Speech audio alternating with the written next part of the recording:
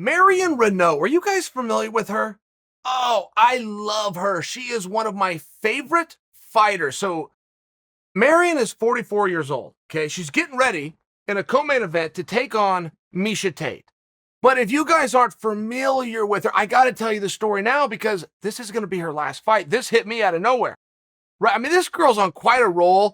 I feel like her story should have caught on a lot more. She looks younger than 44, which is one of the, age can be a great marketing, right? Ask Brett Favre, ask Randy Couture. Age can be a great marketing tool. She never used it. I believe she never used it because she doesn't look it, which is meant as a big compliment. I hope it's coming out that way. But she got me out of nowhere in an interview today. She said, this is it. I'm never going to do it again. I'm never going to see that damn scale again. I'm going to lose this obsession. I started this 15 years ago. She said, I didn't stop for a reunion. I didn't stop for a death in the family. I didn't stop for holidays. I was absolutely focused. I'm looking forward to this being it now. That's all relevant because first off, let's tip our hat and thank her. Let's also congratulate her on the way out. She's about to be in a co-main event spot at 44 years old. How many athletes have ever been able to make that claim? Does that make her more dangerous? Does that make her less dangerous? I think that's a very interesting topic. And I don't always take the same opinion. Right? When a fighter has 1 foot out and 1 foot in, it's usually not great, but there's something that sounds very different about this. There's something that sounds very satisfying and accepting about her spot that could make her more dangerous. Now, who's her opponent? Miesha Tate, right?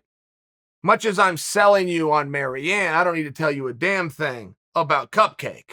She's good, and she's back. She's also been laid off. What does that mean? Her family has grown. She's moved continents. She's now back. I'm just sharing with you. There's been some drastic changes in her life that maybe took her focus away from MMA. Has she had enough time? Very fair question. Very appropriate spot in a co-main event, meaning 3 rounds, little less pressure, not a marquee, little less media behind you. Very wise, everything that Miesha's going through. By the way, I was in a dust-up with Miesha one time.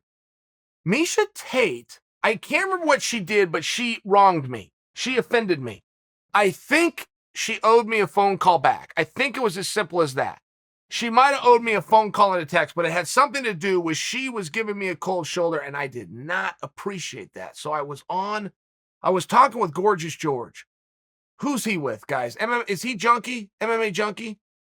Gorgeous George used to, possibly still does, he used to do a show on the floor of the Mandalay Bay. And he had this killer set, and it was all glass. So, like, you could be walking past him and see George in there working. Wave as you went by. At any rate, I'm doing George's show, and he brings up Miesha Tate. So I'm secretly mad at Miesha because she's a call and or a text behind. And I tell him that. I cut a promo on her. I said, if she wants to get anywhere, the first thing she needs to do is start answering her phone. And I had an opportunity for her, by the way. I had a movie role. Douglas calls. Douglas Crosby out of New York calls. He's got a movie role for Miesha. Uses me to get a hold of Miesha. So I'm just trying to do something for her. She doesn't call me back. I tell George this. George, the son of a gun, calls Miesha right there live on the show. He goes, well, let's see how she does it answering her phone. He calls, boom, she's on the air. Now, I just cut a promo. I went heel. I did a heel promo against her. She's on the air. And George tells us that, oh, by the way, we're live and recording and you're connected with Chael. And I remember what she said. She goes, oh, hi, Chael.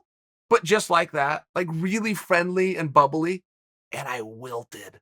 I wilted on the spot. And I responded, oh, hey, Miesha, how you doing? You could not be more of a backstabbing prick than I was in that moment. I just went heel.